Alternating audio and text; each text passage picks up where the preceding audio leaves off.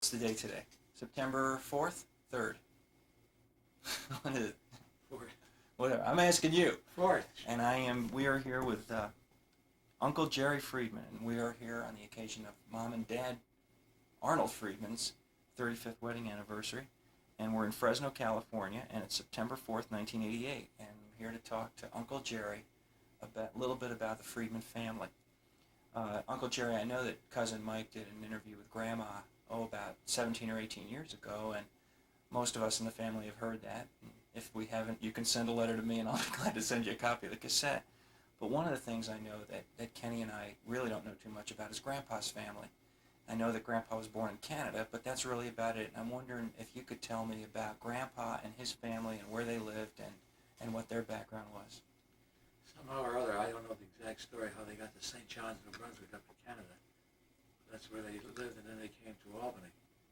I don't remember my father's father, although I was 5 or 6 years old when he died. I have no memory whatsoever of him.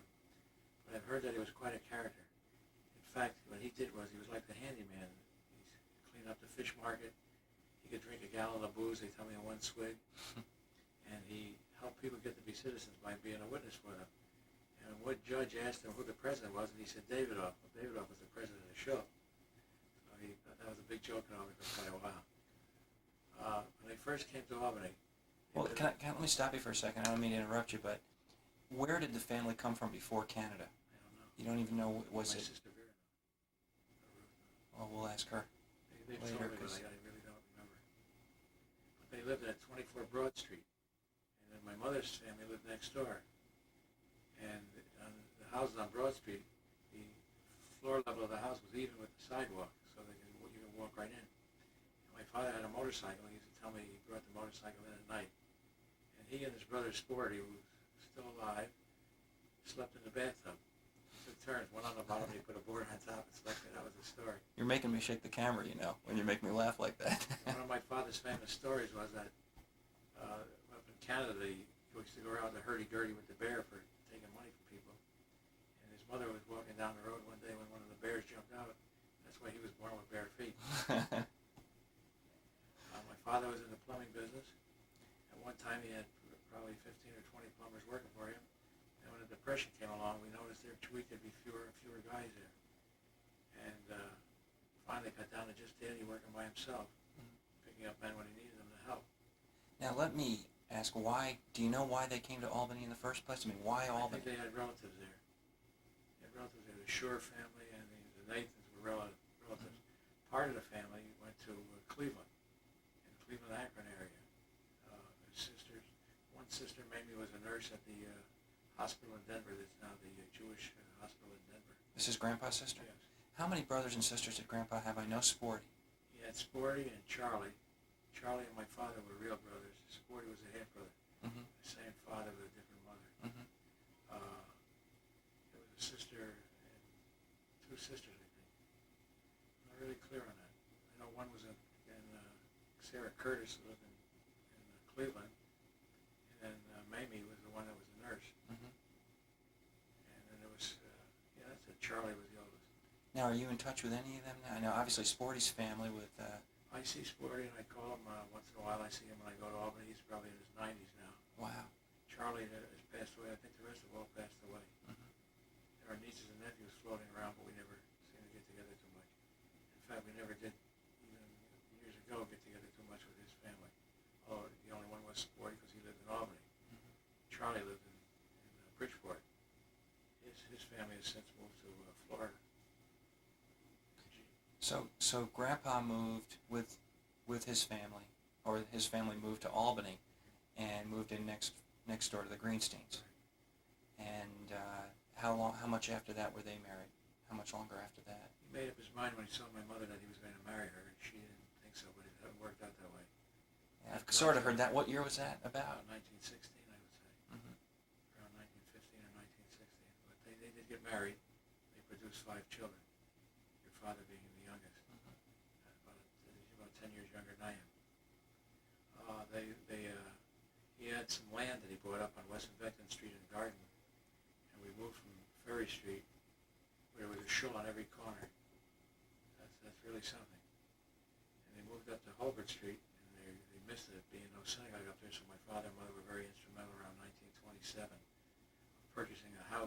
Albert Street, the same street they lived on, and converting that into a synagogue Hebrew school where they used to put the chairs in and out the windows for the weekends for the show, and then put the dead benches back in again on Sunday morning for Hebrew school. And they worked very hard for all those purposes. He then built the two-family houses on West Beckton Street, and we moved from Albert Street to West Beckton Street, and I can still remember we had a baby grand piano, and on the way over they had it on a dolly. Uncle Willie was playing the piano and singing. He was a character. That was my mother's brother. Willie and Joey were plumbers who both worked for my father. Now, you mentioned, we've been pretty much talking about Grandpa's family now. Now, Grandma's family came over about the turn of the century and lived in New York. Right. They lived in New York on Hester Street or Henry Street. And my grandfather, as you've seen the picture of him, he peddled apples off a cart. Mm-hmm. And when he moved to Albany, he became a Jewish undertaker. That's the memories I have of him. In fact, he used to have one of his grandchildren there. In those days, they brought the coal in bags. You had to count the bags to make sure the coal man wasn't giving him a shaft. And you sat there on the stoop on 12 Ashgrove Place. And it was a very nice experience. Every Saturday, all the aunts and uncles and the kids got together at Grandpa's house. And after Shabbos, they had a big card game, and we sat down to Greenstein's Delicatessen, no relation, for corned beef and French fries. And it was a real party every Saturday. We went to the show, but we did things together. Uncle Sam Rabin, our Cal's father, had a fish market on Phillip Street. And he was a very large, tall man. There was Itchkin and Eva and Troy. He was a not a cattle thief, a cattle dealer. Now, who are these related to? My mother's sister Eva was married to Itchkin. How many? I know Aunt Dot in Atlanta, but Grandma had a lot of brothers and sisters between the two, between the two mothers, right?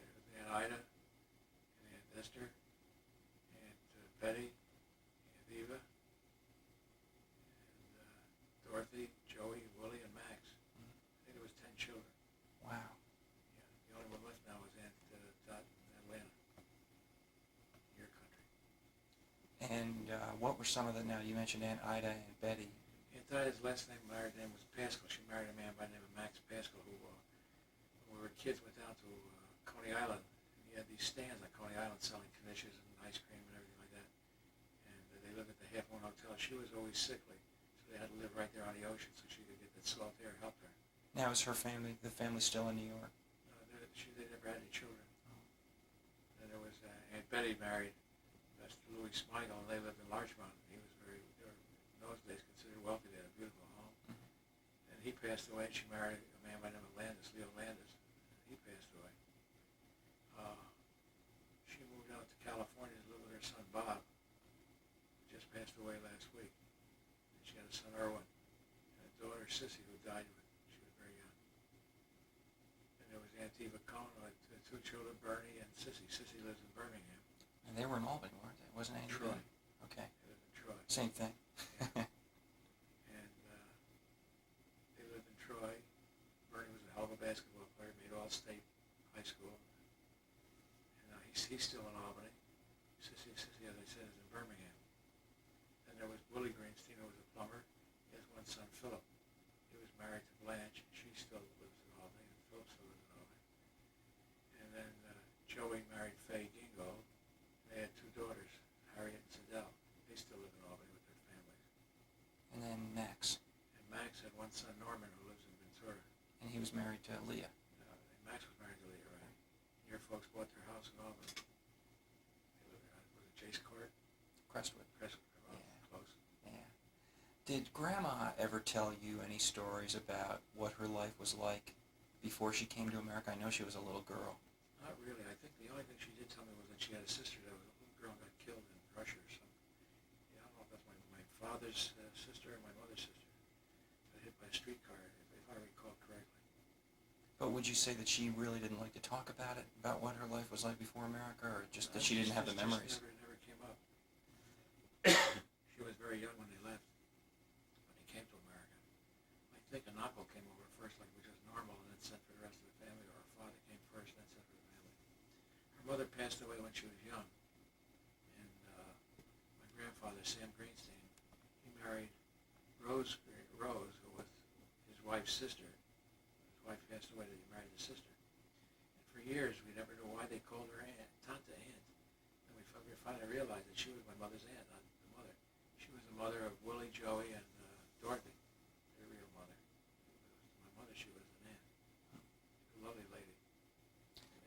mentioned that Grandpa Greenstein came to Albany after having been in New York, and he was an undertaker.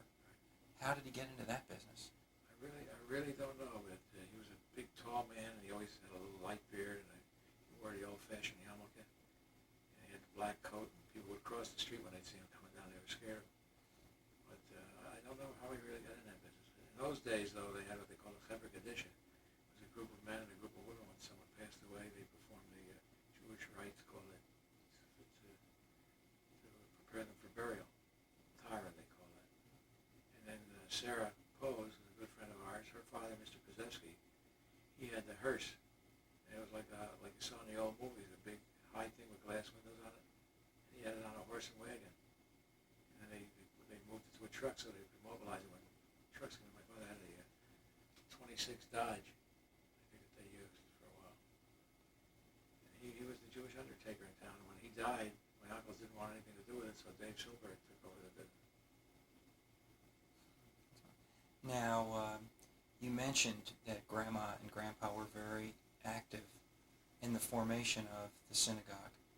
And I guess I'm kind of skipping ahead a little bit, but I'm interested in that because you had mentioned to me that the synagogue is still there today, and that a lot of people would know Sam and Etta. Oh, sure. What was it like there in the beginning? Because I've heard stories about how Grandpa asked for a couple of bricks from... Well, that was the second synagogue. Oh, okay. Well, tell me about the first one, then we'll talk about the second one. The first one was on 1 Holbert Street. It was, like I told you, a one-family house that they converted every weekend. And they cooked there, and it was like family. The kids, we all grew up together. We still were friends with most of those same kids. We had lovely services for the holidays. They had a rabbi. In fact, they had Rabbi Simon. He was the first conservative rabbi that ever came to Albany. And they then bought it when it got too small for them. They bought some land on Federal Street from Mr. Marinello. And then they went out and started in trying to get things to build a building with because nobody had any money. And this was in the early 30s. And they, at that time, took down the Albany County Penitentiary on Hackett Boulevard where the Veterans Hospital is now. And my father went over and he asked one of the politicians for some bricks. He said, sure. They didn't ask him how many, so they started loading the trucks at 3 o'clock in the morning and dumping the bricks. So that next day, the kids had come home from school very, very vividly. And they gave us these chipping hammers, and we chipped the cement off the bricks so they could be reused at the synagogue. And the walls are 4 or 5 feet thick because it was on a hillside. And they put all these bricks into the building. The thing that they also needed was steel iron, beams. And they were building College of St. Rose on Madison Avenue at that time. And they put the beams up, and they just bolted them loosely. They were going to tighten them up the next day, and we had a windstorm that night and blew the beams over. My father heard about it, and he went over and he asked them if he could have one. They said, well, fine, it's for a good purpose. So they went again with a truck, and they took them all. They put them up. And we were having dinner one night, and the doorbell rang. There was this great big red Stanton, an Irishman, who was the steel company. He was going to kill my father, and they took him over. My father called some of his cronies. They took him over to Goldsmith's Delicatessen on Delaware Avenue, and they all filled him up with beer and booze, and he forgot about the end. And that's the way the show was built. The kids who would come after school at night, they'd give us a hammer and nails to nail the floor. During the day, the carpenters would lay the floor down, put lines where the nails went. And the kids, 8, 9, 10-year-old kids would come there at night with hammers and hock the nails. Mm-hmm. That's the way the show was built, on love. Now, where is that shul now? That show is on Federal Street. And still standing? Yeah, it's called Sons of Abraham. It was Sons of Israel. Mm-hmm. I had the honor of having the first bar mitzvah there. And it was in December of 1934, and they had a tent. They couldn't afford a roof on the building. They had this big tent. The snow melted and was dripping, and we got to keep moving around during the bar mitzvah so we didn't get wet. So it was really very lovely. Now you mentioned that Grandpa was the president of the temple, Yes. and Grandma was the... Grandma was the president of the sisterhood for 13 years. She was very active in a Jewish home for the aged. In fact, the aunt that we just talked about later, or earlier rather, was the first person we brought into the home on Western Avenue up near Manning Boulevard, and then they moved to Troy. This is Aunt Rose? That's Grandpa's second wife. Right. Oh, who are you talking? This is another aunt. No, that's the second wife. Well, who's the one that went into the home? That's the same one. Oh, okay. Okay, we got it? Yeah. Don't bet on that one. I got all kinds of names going on through my head here. I'll have to rewind this and see what I'm talking about. Before we get off the grandparents, did you know Grandpa Greenstein? Yes, very well. How old was he when he died? I would say he was probably in his 70s. And that was in what year? 1934. So he died right about... Right before my bar mitzvah. My bar mitzvah was in December, and he died around September. So when you were just sort of like getting into adolescence was when he... He was great. I used to sell magazines downtown Albany. Whatever I had left over, he'd always buy, so I'd feel good going home. Yeah. Very, very, very nice man. And we had some great times at his house. We had a Greenstein family circle in New York. They'd come to Albany. One time during the summer, we'd cook a nice big dinner. We had the Passover Seders at his house. And my father tells the story that after the services were over, he would lay on the table, they'd make a mark with a pencil, and they'd cut the boards out, so they'd take them down the basement. Because my grandfather used to build the caskets down in the cellar. Oh, boy. He had a cherry tree that I gave the most delicious cherries I've ever eaten in my life. But that's the way it was when we were... Now, is he buried in Albany now? This is very unusual. He is buried in Albany in what they call the Gudasachim, the Russian synagogue section of the Jewish cemeteries. And my two grandfathers are buried side by side, Grandfather Friedman and Grandfather Greenstein. Wow. They're buried side to side. So Grandfather Friedman did make the trip to Albany, but died soon thereafter, or you said you were very young? He died about 1925 or 26, if I can recall. Now, he wasn't in the plumbing business? No, he was a character. He cleaned up the fish market, ran errands, and was a witness. He did everything. Yeah. Jack of all trades. Anything about your grandmother that you... No, I never knew my two grandmothers. Mm-hmm. I think my mother's mother died in Russia. I don't know if she died here in New York or in Russia.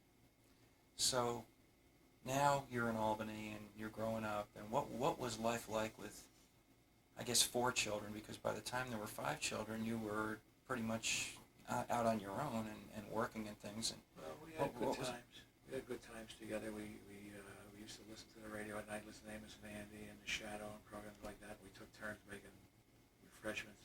Each night we wanted to come up with some different kind of sandwich. And we had Sack, who was the girl that worked for my mother, that cleaned and took care of us.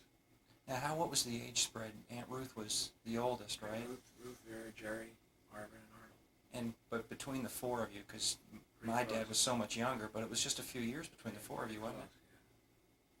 So you were all pretty good friends growing up. Yeah, we were. And it was tough. It was tough going for a long time. We all went to work and we helped out. Because Daddy had no work. Well, before the Depression, Grandpa did pretty well, didn't he? Yes, he did. And how many plumbers were... You told me earlier, I guess there were...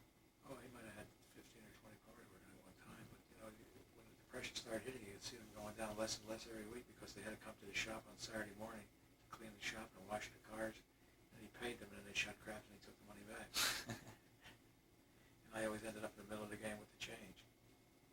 So it was a lot of fun. Met a lot of nice people who later on in life I worked with when I became a plumber. Mm-hmm.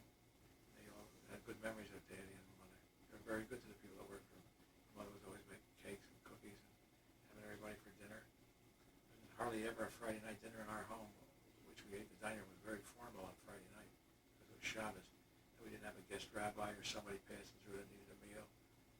And they knew where to go.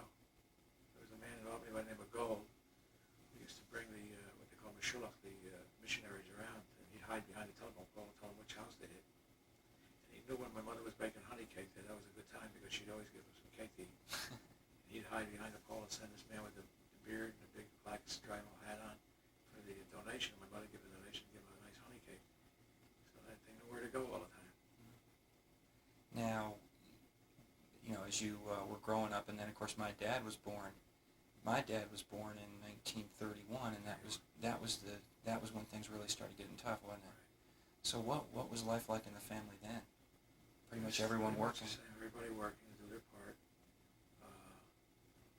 The only one that went to college really was Marvin, and he did that here.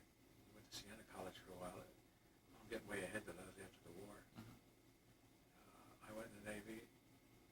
Well, I'm getting ahead then too.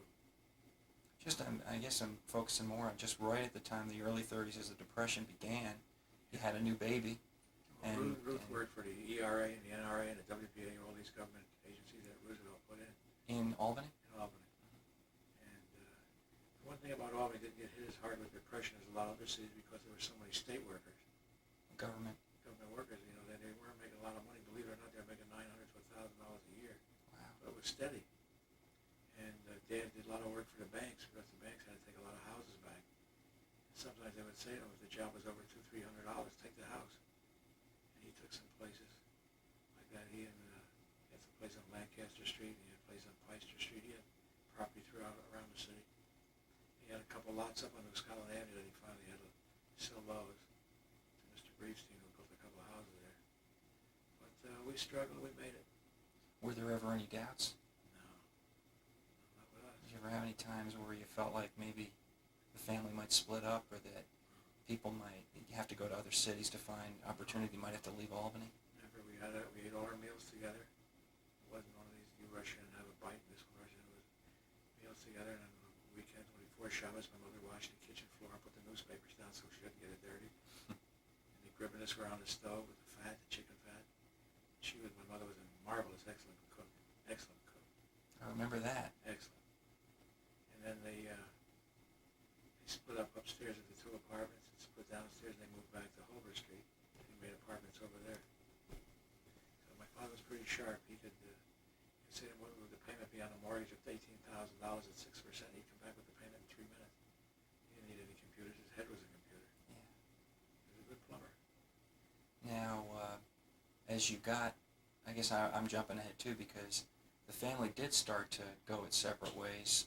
Who was the first to go to California? Was it? Well, Ruth went to New York, right? Ruth got married. But I think that the first one to go was Vera. Vera went to Tucson because she had asthma. And then I started going out on the road as a plumber. I ended up in St. Louis, and I got married in St. Louis. And then I went in the Navy. Marvin went in the Coast Guard. And then, So you moved to St. Louis before the war? Yeah, when things were just starting to happen. In 40. And then Ruth went to New York. She married Ruth Peter. married Peter, went to New York, yeah. That was right about then. Because I visited him when I was in the Navy. I was in Staten Island for a while. I slept over at Ruth's house. I'm just interested in how the family, everybody, got to California. Well, Marvin and Cal Rabinoff came out here first. They went to Siena, and then they came to California to go to school because California education was free. And they came out first. Then Marvin got married and had children here. And Ruth and Pete moved out here to California. They lived in Studio City with Howard and Mike. And then Mother and Dad. This was in the late 50s? 1960 or 61. Mm-hmm. Mother and Dad moved out. The day they were moving, the day before they were moving, Pete passed away. So Arnold and I and Mother and Dad flew out together for the funeral, and they stayed. They moved here. I moved to California in 1964, August, to LA, and then moved to San Diego after that. So people didn't move out here for specific reasons, except that they just felt that the weather and the opportunity and the chance for a better life was really out here. Donnie was out here, and he got married, and he had David, and I didn't want to be that far away from my grandson. I think that had more to do with us moving than anything else. And what about Grandma and Grandpa? Was it more a retirement type thing? Yes, So that yes. They took Marvin's house on Columbus Avenue in Van Nuys, and he went to school here and got his plumbing license in California, and did a lot of jobs for people, and again became very active in the shul. The first meeting they went to, they appointed him treasurer of the shul. They recognized his qualities, and that's where the memorial tablets are for Grandma and Grandpa, are in the shul on Van Nuys Boulevard, up at Chaim, and I think that's Encino, Sherman Oaks. That's where the tablets are. I went crazy trying to find them. I didn't know where they were. I finally found that that's where they were. in Van Nuys Boulevard. Yeah. You're right, just south of Ventura Boulevard. Now they moved out there in '63, you said? I think 61 or 61. Yeah. And Grandpa passed away in 65. 65 in May. Passed away in 1965, Right. and then Grandma was by herself. She then moved into an apartment, right? Right on Woodman. And she was still very active with the synagogue and Yes. In fact, they picked her up and took her to the meetings. She was very active. The younger women, they made her mother of the Jewish home, mother of the sisterhood. She was always willing to help and give advice, not just with her mouth, but to help physically, cook. Cook and teach them how to cook and bake. She was the greatest. But it was tough for her, wasn't it, there? And It's tough to be alone. Your kids are there, but they're not, next door. And she went to the Jewish home where she passed away. She's been there about 5 or 6 and she passed away. It's been about 3 or 4 years now. 3 years. 3 years. As you look back, is there any regrets? I guess I don't know if regrets is the right word, but Well, I don't know if it's regrets, but it's a feeling that I've always had, that it's just a shame that my mother and father couldn't have lived to see the day when their grandchildren came along and grew up and got married, had children of their own. It would have been marvelous because they were very interested. And I just regret that fact, but there's nothing you can do about it. It's the way it is. but you know what? I think they know. Probably do. Probably do. But you know, we try to live by the fifth commandment, Kavedas Avicha v'Yes Amecha, honor thy father and mother. That's the way I believe. In a little bit different venue now, in the living room at the house in Fresno. And Uncle Jerry, I know that we just went and watched a little bit of the tape, and you realized that there was a correction. Right. I admitted inadvertently Aunt Anna was one of my mother's sisters. Cal Ravenau's mother, who just passed away this year. I sure wouldn't want to leave her out of it because she lived next door to us. Was very, very friendly with my children. It was like their second home. We sorely miss her. Well, it's been a lot of fun talking to you and hearing about what life was like with the legendary Friedmans back in growing up through the 30s and the 40s, and it's really amazing how the family has grown and spread, isn't it? It sure is. And we hope we can all get together someday and talk over old touches and show pictures and make more tapes like this, so our children, our grandchildren can know about it. And I'm sure they're all interested like you are, Wayne. Well, I appreciate your doing this with me. And if you can get together with my sister Vera or Ruth, I'm sure they can fill in a lot of the blanks that I have. well, great. Well, Thank thanks you. a lot, Uncle Jerry. I loved it. Thanks. Jerry House in Oakhurst, California. It's September 4th, 1988. We've just finished the 35th anniversary party for Marcia and Arnold, and with us are Uncle Marvin and Aunt Vera and Aunt Ruth and Uncle Jerry and Uncle Arnold. And Uncle Jerry and I were talking earlier about how Grandpa got to St. John's, Newfoundland. New Brunswick. Same thing. Canada. And who here knows the story? Well, I think we all have our own version. Give it out. You want to start, Sherry? I don't know. That's why I asked you. Well, the story I know is the ship was going from Finland to New York, Right. and they got to St. John's, New Brunswick, and the captain thought they could save some money by putting the family ashore there. They dumped it. And they dumped the family, and the family didn't know it was New York City. They thought they were getting off in New York. It was new something. But it was new. only our grandfather, and we don't know who else was dumped off with him. But then he met a woman, and I have forgotten her name, who was living in St. John, who had 4 children, and her husband had gone off and left her.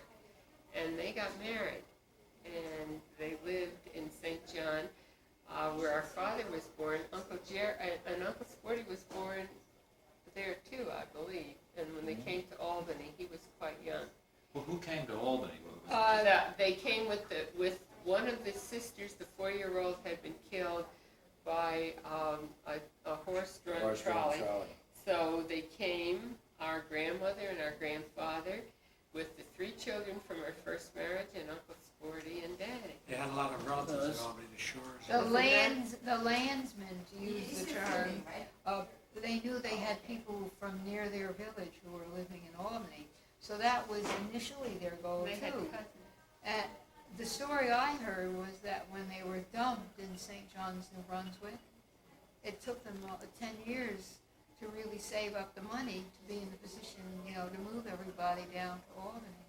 And And- essentially, this is the same story I heard. Now, you mentioned Now that the boat was coming from where? Finland. It's Finland, so the the family- part of Russia that is now Finland. It was Actually, Russia then. actually, there are different stories, but the former chief rabbi from Finland, Mikkel Weiss, in Los Angeles, believed that the name Friedman came from the fact that probably one of our relatives, a great-grandfather, whatever, was freed in Finland, had been put into involuntary servitude in the Russian army for 25 years. The Russian army was there in Finland, and he was freed there, and we got the name Friedman. Another rabbi believes that Friedman means man of peace, and that the I name like may come that. elsewhere. But I I like like the that, too. idea that we were freed in Finland. But Yeah. Pappy was born then in Canada as a Canadian, as an English citizen. And he was there hiding in an alleyway when Queen Victoria Oh, yes. came to Canada. He saw her when she went by in the He had a carriage. coach and Well, I 6 think white that- horses, he told us. Yes. I think one of the stories that I always loved about Mother and Daddy was how they lived next door to each other on Broad Street in Albany. And they were always very embarrassed and stayed away from each other because Daddy's father always used to look at Mother when she was 10 years old and say, "You're going to be for my Sammy." And she used to run away from that. She was very embarrassed by it. So they had friends, they grew up together, and they used to fix each other up with their friends, but they never dated. And somehow Daddy met a woman in New York, and he was going to New York. He had a ring in his pocket, and he was going to ask this woman to marry him, and there had been a flood, and where they lived in Broad Street used to get flooded all the time. So Mother's father, who lived next door, said, Etta is now living with my sister for a while in New York, and maybe you could somehow tell her that everything is all right and the flood didn't affect us and we're okay here. So he went down to New York and he went to visit the woman he was going to ask to marry him, and she came to the door wearing old bedroom slippers and a sloppy wrapper, and her hair was messy, it wasn't combed. And he said, "Is this what she's going to look like after we get married?" And he never took the ring out of his pocket. And he went to Mother's aunt to look for her. And she wasn't home, and he left a note and said that he would come the next day and take her to the movies. So when he came, Mother took her cousin along. And the three of them went to the movies. And they said, "I want to come back tomorrow night, and don't bring your cousin." And then he went back to Albany, and a short time later, she went back to Albany, maybe a month or so, and he heard she was coming back, and when she got to the house on Broad Street, he was there, and he said, "I have tickets." Go. That's it. And so he said that he had tickets for this repertory theater to see the trial of Mary Dugan, and that was their first date. And our grandfather, Mother's father, had a shoe store in Albany at that time, and Dad used to joke and say everybody who bought a nickel pair of shoestrings got an invitation to the wedding. But the thing I think is most important about our mother and father, and what I always cherish, and I always say, is that they lived together for 50 years, and they loved each other, and they liked each other, and they respected each other. And I think that this was probably the greatest gift that they could give us. And I told Mother on her 80th birthday that one of the things I was most grateful for was that she and Daddy always made me feel so special. And this was because of the love that they had for each other and the love that they had for their 5 children. Let me add a few things, Wayne, in terms of a little background. My father only got to the 3rd grade and then was apprenticed in terms of the real apprentice system, where money was paid and where he lived in the shed and so on, to learn a trade. Also, when he was young, some anti-Semitic acts occurred, and they forced him to jump off the bridge over the Hudson River in Albany. He got typhoid fever from that. And almost died. He had a nickname later on of the Battler, because he did some amateur boxing there in Albany, and we have an uncle who was called Sporty, who got involved in the sporting aspects of it. The story, the story I heard too, that they called him Sporty because he didn't like to work manually and always wore a white shirt, or, was much more of a dandy than the rest of the young men. But Jerry had to leave, and I think we ought to tell you about Jerry's last day in school in Albany. Jerry was 2 years older than me, 2 years ahead of me, but I caught up with him around high school time, when he was at the Albany High Annex and I was in the high school. But luckily Jerry's classroom was on the ground floor. The teacher was Benny Lombard, who lived down the street from us. But we had these desks that had a hole for an inkwell, with books underneath, and then there was a glass inkwell that sat in the desk. And Jerry started a fire in the desk, and then we let smoke signals, Indian smoke signals, come up out of the inkwell. And the teacher, Benny Lombard, came running down the aisle chasing Jerry, and Jerry ran and jumped out the window. Luckily, it was on the ground floor, and that was Jerry's last day in school.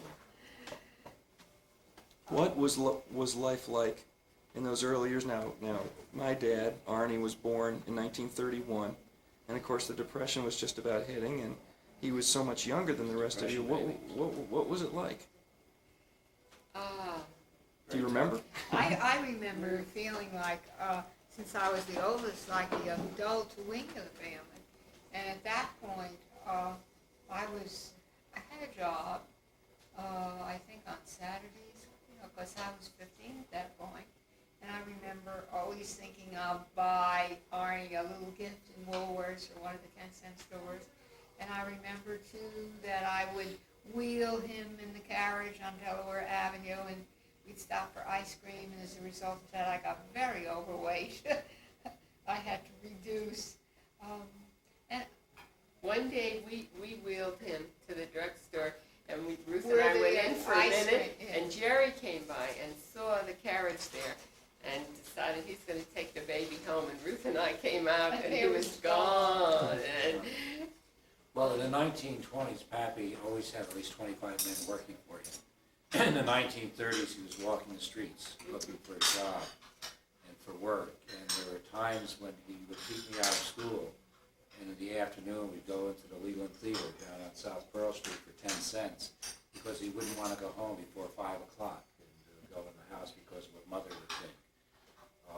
Jerry and I had a wagon, and we used to go around collecting scrap metal and took it all the way downtown to the junkyards where we sold it by the pound and bring money home. he was a very creative, inventive person, and I remember the An bank was artisan, taking an artisan. over. The bank was taking over all of these houses. People were losing their houses and had no place to live. And he went to the bank and he said, "You're taking over all these houses, and I have a skill, and you need to keep these houses in repair, or they're going to fall apart. And suppose I work against the mortgage payment every month." And so that was how he saved our house. And then eventually the bank kept giving him more business, and so that he was earning money from it, not just getting the mortgage payment.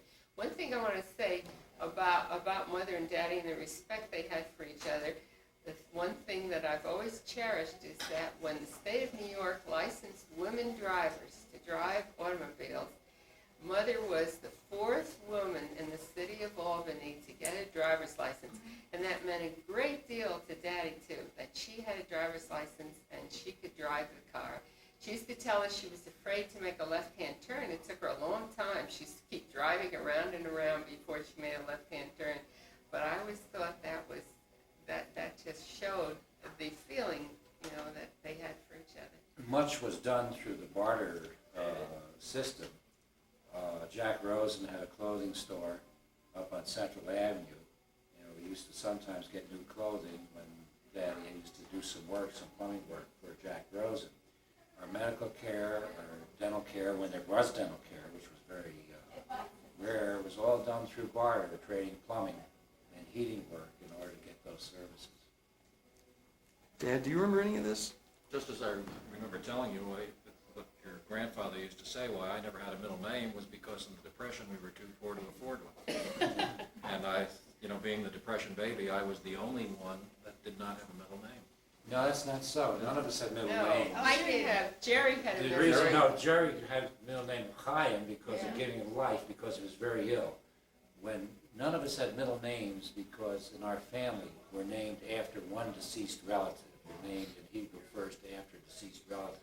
And you can only be named after one relative. So none of us have middle names. None of my children have middle names. Jerry got the name Chaim because he was very ill.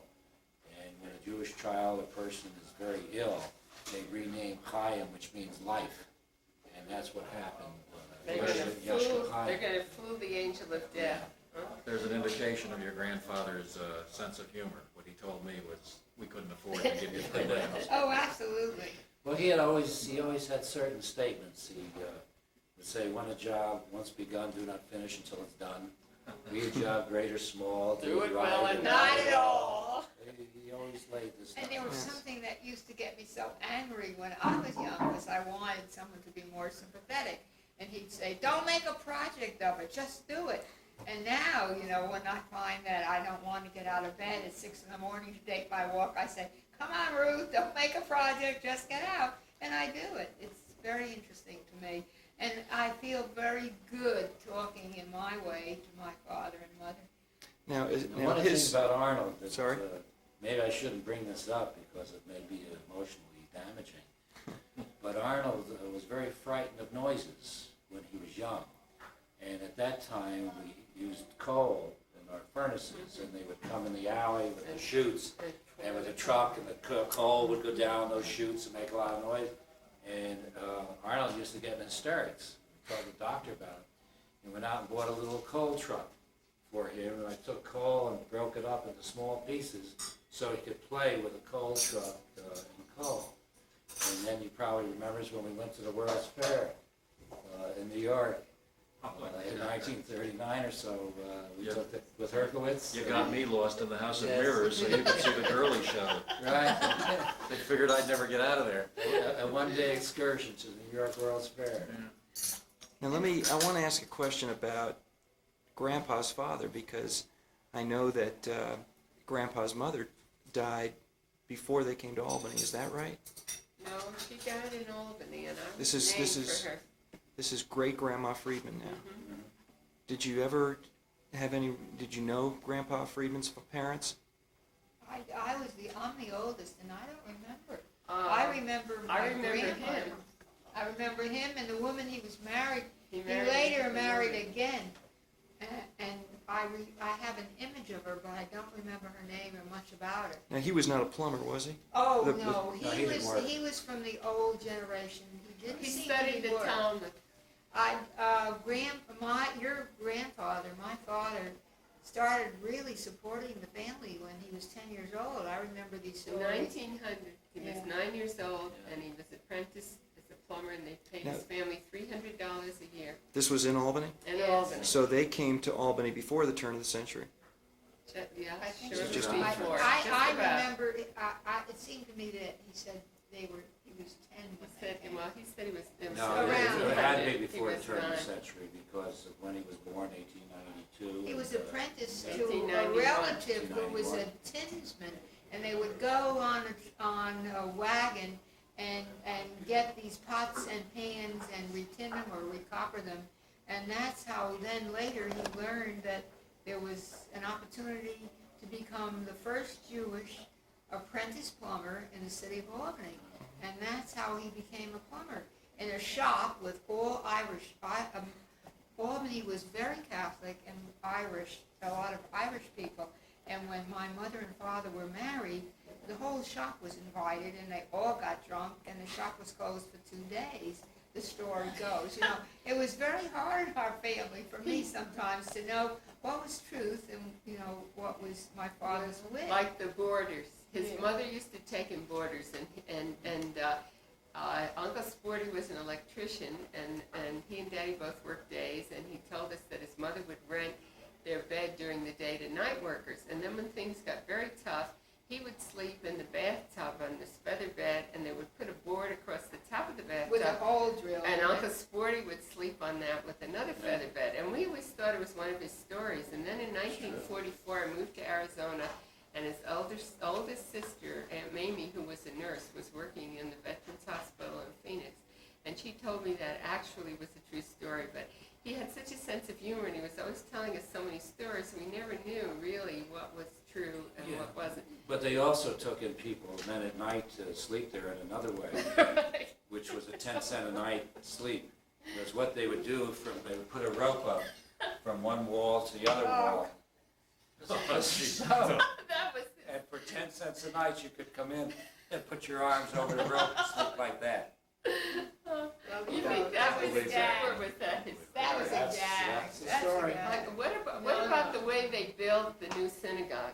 Yeah, I think that's an interesting. I was gonna ask you one question because I can hear by the restaurant closing up around us Yeah. here, and we have to call it a night. But I want to know what, of course, Grandpa and Grandma were very involved in the construction of the synagogue, and The and first what- conservative temple in the city of Albany, they built with about 10 other people, 5 Jewish couples who had moved out of the area downtown, which the Jews and a lot of the immigrants moved, and moved up to what was then a lower middle class area, the Delaware Avenue section, and there were not many Jews. I remember going to school and not having any friends. After school, most of the people were Catholic, and I didn't have any friends. They went their way, and that's the way it was. And they decided that they would start a temple, a conservative temple in Albany for their kids as a social situation, and also because they wanted them to have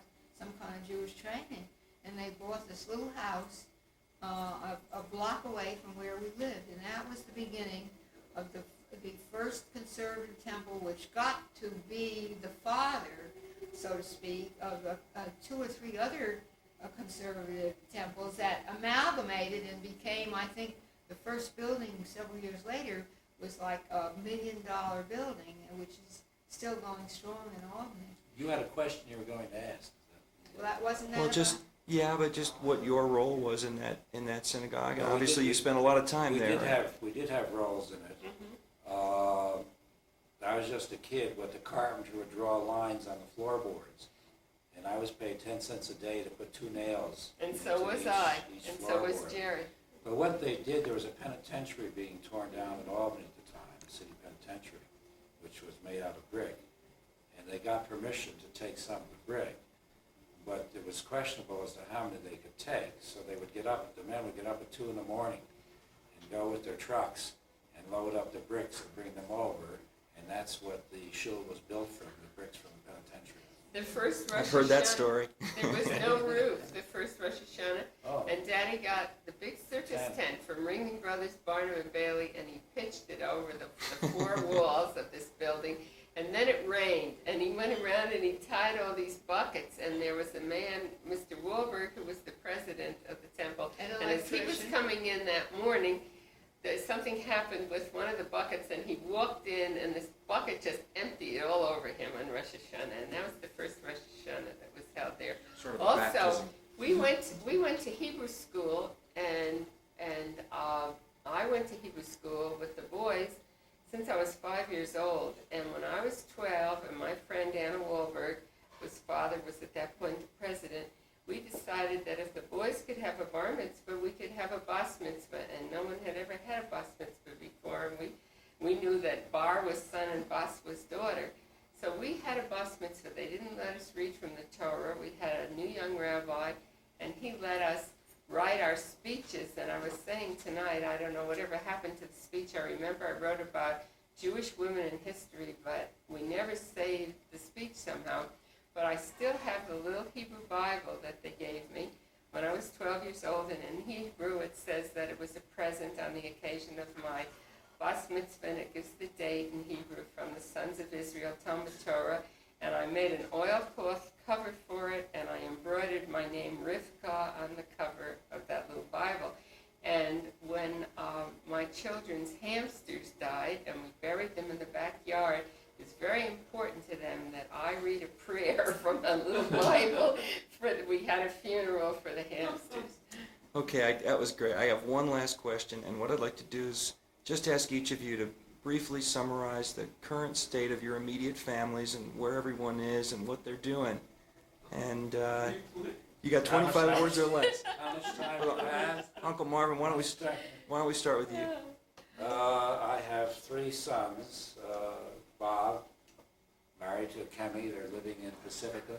Bob is the distribution manager for Gymboree, which is an outfit spreading across the country with activities for young children in stores, selling children's things. It started in the Jewish Community Center. Kemi does accounting work for the Good Guys, which are electronic stores in the San Francisco Bay Area. This week they're having decks put in and a spa put in at their home, and I'm waiting to use that. Number 2 is Al, and Al and Janine are married now in San Diego, where they're working on their master's degrees. Her thesis has now been approved, and she's gotten great applause for that. Al's thesis is turned in. He's waiting to hear from the committee. In February, they plan to take off and go to India for 3 or 4 months and travel the world as long as they're Number 3 is Stuart, who married Julie on leap year of this year in Hawaii, and they're both working in Sacramento and both attending school. That's great. And of course, you just got back from Israel, a great trip. I just returned from my 5th summer in Israel on an archaeological dig through California State University, Hebrew University. And prior to that, I spent 2 weeks at Eastern Oregon State College learning to do stained glass. We're building a new congregation in Sacramento, and I hope to do stained glass windows for the building. And this past year, I did the Oren Kodesh for an Orthodox synagogue, and where they now have 4 Torahs in the Oren Kodesh I built. That sounds great. And Vera? I have 2 sons, Carl and David. Carl, who is a very sensitive, beautiful young man, unfortunately, is schizophrenic and has been ill since 1970 when he was 20 years old. He now is 38. He lives in board and care in Santa Monica and keeps himself somewhat busy with some activities in the house where he lives. And that's the great sadness of my life. I'm hopeful that since they're doing a great deal more research, that one day Carl will have a life that will be a little more fuller and more gratifying. My other son, David, lives in Orange County in San Clemente. I moved from my home of 29 years in San Fernando Valley because Debbie and David told me they wanted their children to grow up with me, and I now live 20 minutes from them. I live in a retirement community, Leisure World, which is rather well known, and I'm enjoying living there, and I'm doing some of my arts and crafts work and spending a great deal of time with my grandchildren. David is a graphics designer. He has a business, a graphics design studio in Newport Beach, and is also a partner in a public relations firm. And one of the things that one of his projects we've been most excited about is that Toyota is coming out with a new line of cars called Lexus in about a year and a half, and David has designed the logo that for the Lexus line of cars, and my grandson Chad very proudly says the logo will be on 7 places in the car, and we can drive down the freeway and see it. Now, David's children's names. David's children are Chad, who is 8, and Rachel, who is 3. One of the few granddaughters in the Friedman family. One of the few girls. That's great. Aunt Ruth? I have 2 sons. My oldest is Howard. He's in Seattle. He's currently on leave from a job he had on the development staff of the Trial Lawyers Association of the State of Washington. By education and by some experience, he's a social worker, but he's left the social work field and was working in Washington, and now he's one of the people working for the Democratic congressional candidate from the state of Washington. And tonight, my younger son called to tell me that he got a call from Howard that he is going to marry a young woman he's been living with next Friday night. So That's I think great. I'll be flying to Seattle.